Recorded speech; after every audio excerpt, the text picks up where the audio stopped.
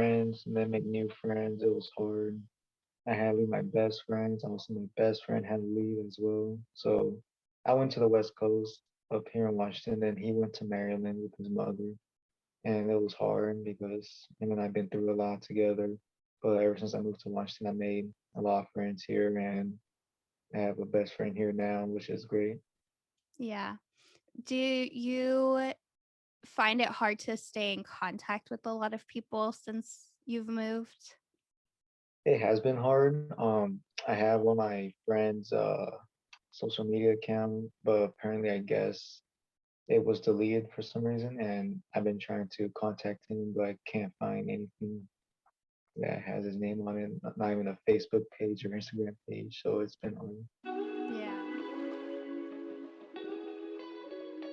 My favorite parts were going to the hockey games, the football games, and the soccer games, all the sports, because this place called the Wolfside would provide us with free tickets to watch those teams play, and it was very enjoyable. It was fun as well.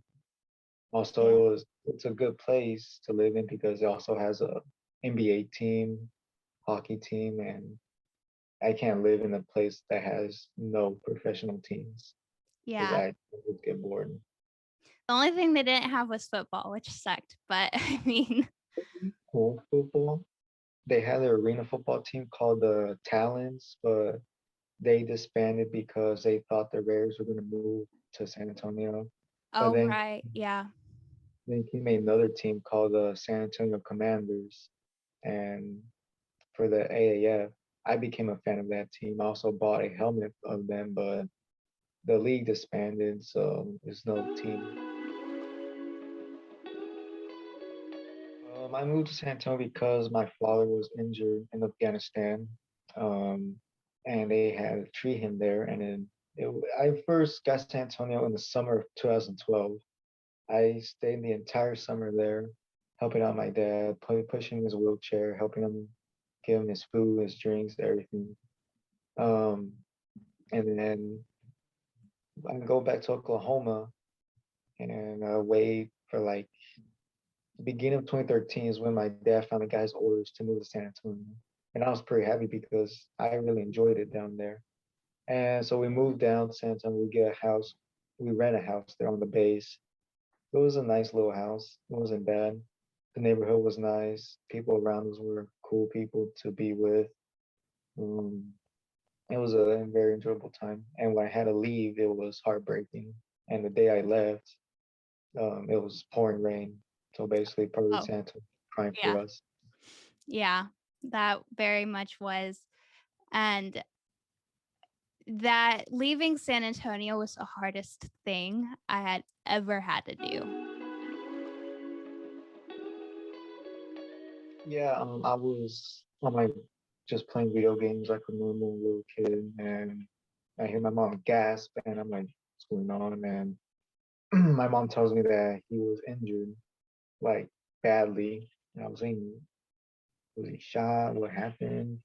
Something hit him, And my mom told me the story, and it was crazy, and it was very heartbreaking. I was scared for him, and Yeah. then we finally got to talk to him on the phone, and I can barely understand him. I can hear it in his voice that he's in very, very much pain, and it was hard.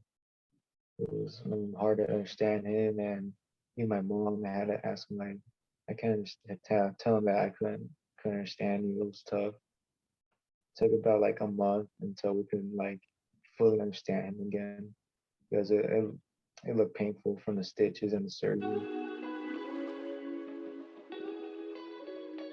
Um, he was a roof fell on his leg, and it was like a broken leg with a bone sticking out. It was I didn't get to see how it looked like, thank goodness, but it required a lot of stitches and staples, and I think metal plates, if I'm correct. Yeah, it was hard, and my dad has the scars on his leg still, but now ever since we left Texas, he's recovered fully. But Yeah. there have been situations where he'll get bone infections and he has to go to the ER, and the base will have to help him out with that. Yeah, it was comforting. And we would always go through the same thing. We would help each other out with anything that would come in our way. It was hard, but we knew what to do since we Yeah. were really used to moving. Yeah. And technically, it's like having a built in friend. I always say, even though my sister drives me crazy sometimes, and I'm sure your brother does too, but it's having a built in friend that, you know, you have to make these new friends, but you have a friend who's constantly with you and traveling with you. Yeah,